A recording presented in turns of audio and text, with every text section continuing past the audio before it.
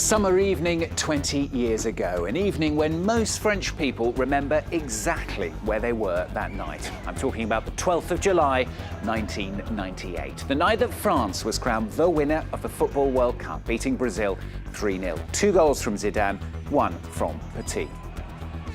That night, 1.5 million people flocked to the Champs-Élysées to celebrate. It was the biggest popular gathering there since General de Gaulle paraded down it in 1944 to mark the liberation of Paris. The next day, yet another 500,000 came to see the team pass by. And then, on the 14th of July, Bastille Day, President Jacques Chirac celebrated the symbolism of the victory. France was the country that best understood the need of integration.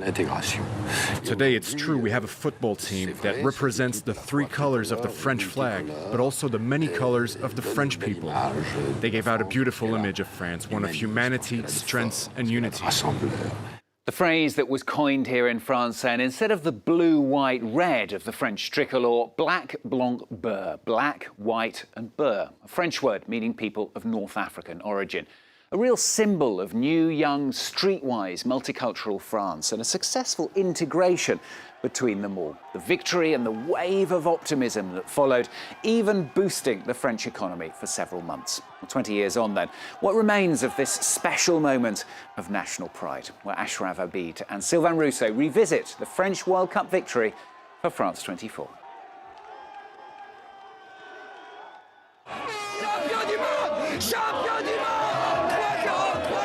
20 years on, the Stade de France is still associated with France's victory. On July 12, 1998, Les Bleus beat Brazil 3-0 to become the world champions, a glorious day celebrated in a stadium built for the competition. The stadium that saw France's wildest football dreams come true is now witness to a harsher reality, the neighborhood of FRANC-MOISIN. Diongo Traoré and Chancel Gastoni grew up here. Hey, how are you? How was the market? Oh, stop. I left my trolley at home. And with the stadium just a stone's throw away, memories of that fateful night quickly resurface. We could hear the sounds from far away. We all came out dancing capoeira. We tried, but no one could do it. What about the day we saw the Scots? Oh, the Scots. The Scots are incredible. For one night, the world seemed to come to a halt at the bottom of these dilapidated apartment blocks.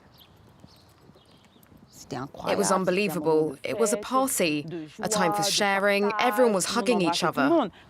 What we remember from that French team is that it was black, white and Arab. It was a diverse and mixed team, and they managed to become one, the French team. As Les Bleus lifted the trophy, millions of French people poured into the streets. Every city, every village turned into a huge party. In Paris, on the Champs-Élysées, there were people as far as the eye could see, celebrating a victorious and multicultural France embodied by the new national hero of Algerian descent, Zinedine Zidane. 20 years later, Zidane and his 1998 teammates are back together for a charity match in Corsica. Was it important for you to be here today? Yeah, it's a good thing to be here. I was able to make it, so I'm happy. It's been 20 years since France won the World Cup. What's left of it? There's not much hair, that's for sure. It's memories, really, lots of memories. That's why every time we get together, it feels great.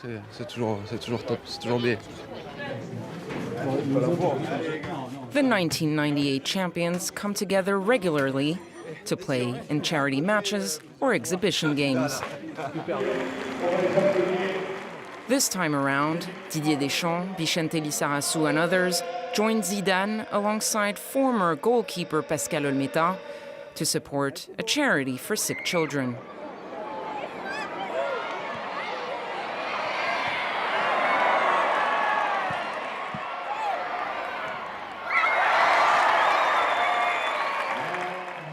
They're not stars, they're men. Men with big hearts. I'd like to say thanks to them, because they're all here once again, like they've been in the past, with me and the kids. 20 years on, the 1998 stars still draw crowds and fill stadiums.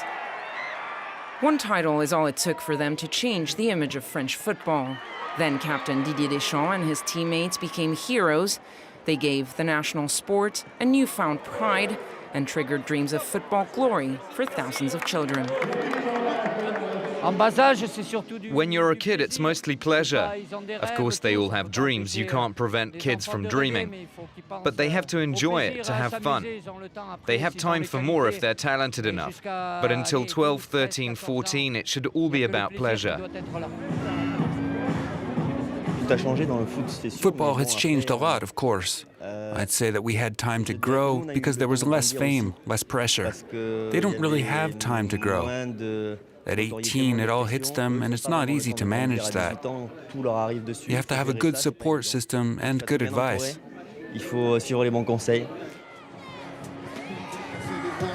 Petit frère a déserté les terrains de jeu. Il marche à peine et veut des bottes de 7 lieues. Petit frère veut grandir trop vite, mais il a oublié que rien ne sert de courir, petit frère. Petit frère, ouais. Back in the FRANC-MOISIN projects, these little brothers have turned the pitch into local daycare.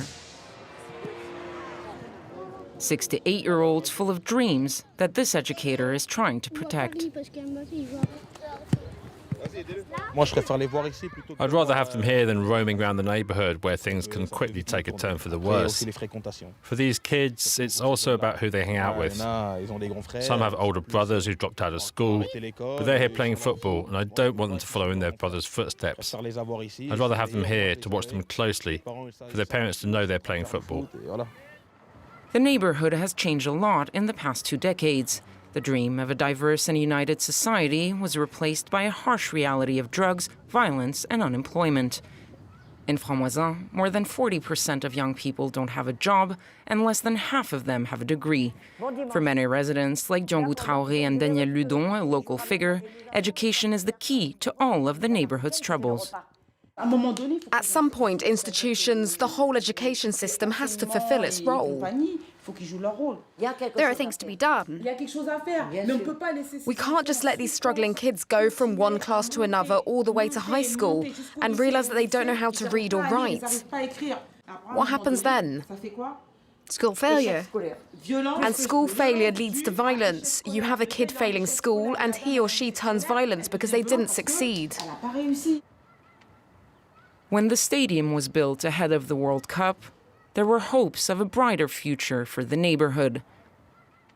But economic development did not reach these apartment blocks. We have engineers, nurses, doctors in the neighborhood, but some parents just give up. They just can't keep up and kids turn bad. There's no work, no money, but they want shoes, they want to buy things, but they can't. So they try to find money where they can. There's violence.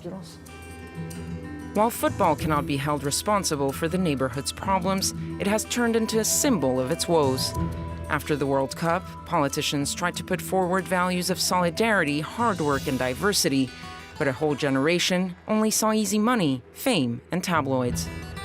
For Marie-George Buffet, the sports minister at the time, the political exploitation of the team's diversity was not enough to make up for the state's shortcomings. Sports can do a lot, but they can't replace policy. They can't replace everyday human behavior. You can't ask that of sports. It's impossible. Maybe we believed that through a team made up of generous men, we were going to deal with our country's problems. But no, sports cannot do that. But one of the World Cup heroes decided to give it a try. In 2008, Bernard Diomede, once a Liverpool player, launched his own academy. For the former French international and his wife Delphine, the project is threefold: football, education, and social work. We're giving these kids the opportunity to apply the same discipline they show on the pitch to their education. You want to be a football player, that's great, but very few succeed. We're not killing your dream. Dreams are free, but real life has a cost. In the end, if you're not lucky enough to make it as a player, you don't want to be pushed to the sidelines. Delphine Diomede is in charge of the education aspect of the academy. From middle school through high school, 85 students split their time between football and traditional classes like French or math, with success. Since it opened 10 years ago, the Academy boasts a 100% success rate at the baccalaureate. Football is not an end. It's simply a means for education and a source of motivation to allow kids to grow. We use it as a tool to help them progress and to grow. Once a week, students learn about subjects linked to football, like nutrition, sleep, or health. ERWANN, a former student, now teaches another class, football history. Can anyone tell me about how football came to be? It was in England. There was a sports teacher and bored students. So he went to buy a ball, gave it to them, and gave them the rules. I'd never heard the story quite like that before, but it's not bad. 2 years after graduating from the academy, ERWANN is back, training to become a sports educator. I learnt about football history here. I don't think I could have learnt about it somewhere else. And now I pass on my knowledge to the kids of the academy. I really enjoy it, and I think they enjoy asking questions and learning.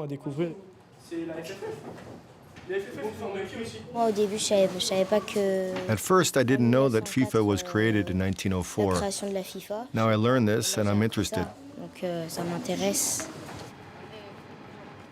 On the pitch, boys and girls of all backgrounds play together, and most dream of turning professional.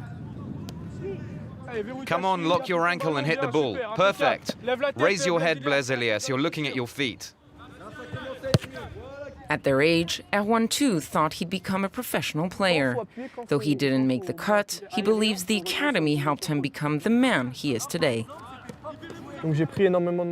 I became more mature, I learnt about responsibilities and values, and these values help me today. The values they taught me are what makes me who I am today. That's what I try to teach those kids. In regular football academies, 90% of kids never turn professional. Those who don't make it are left to fend on their own. Here, teachers tell students about other opportunities like becoming referees, sports physios, or educators. On the pitch, behavior trumps performance. Every time I won, I would taunt my opponents. That's not good. When I came here, I learned to lose. Before, I would keep the ball too much. Here, they taught us to play more simply. A ball, a few kids, and it's game on. Football is a universal sport that has the power to bring people together.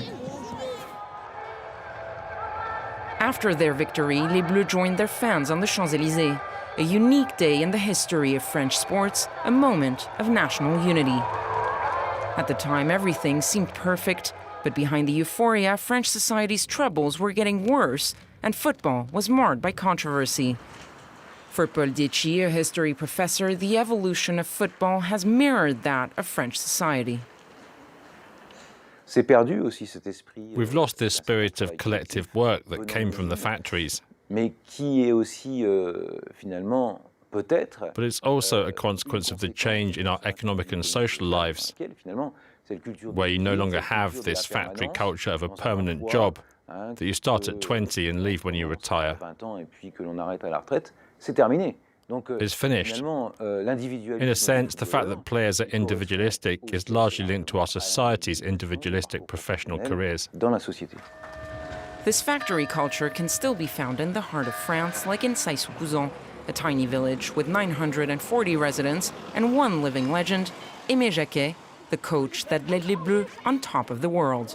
The small town never fails to pay tribute to its hero, remembering the past with former stars and passing on advice to future generations. I really want to emphasize the importance of your supervisors, your teachers, who help you with your passion. I hope you show them a lot of respect and that you listen to them.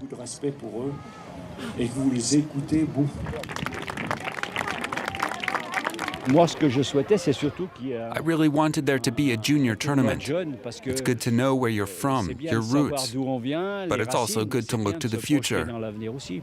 You can't just live with what you've done, you have to live for something, new projects.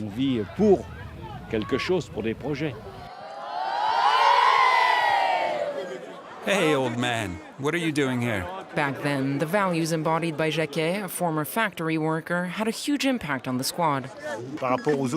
Compared with other coaches I've had, we had this feeling that he really respected us, that he really cared for us.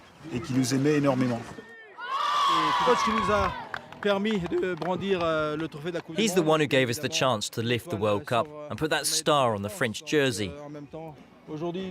So today we're paying tribute. In his stadium, with his childhood friends. Here, where he worked as a metal worker.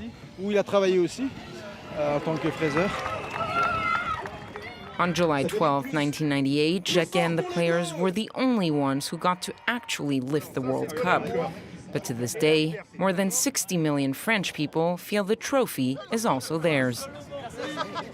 It continues. We pass it on, we share it. The World Cup doesn't belong to us anymore. It belongs to everyone. It belongs to France. 20 years ago, a whole country fell in love with its football team. It was an unforgettable summer, full of broken promises, but also beautiful memories to look back on from time to time. Ashraf Abid and Sylvain Rousseau revisiting the French World Cup victory for France 24. Well, that's all from this week's edition. Of course, you can catch it and all the previous editions as well on our website at France24.com. Thanks for watching.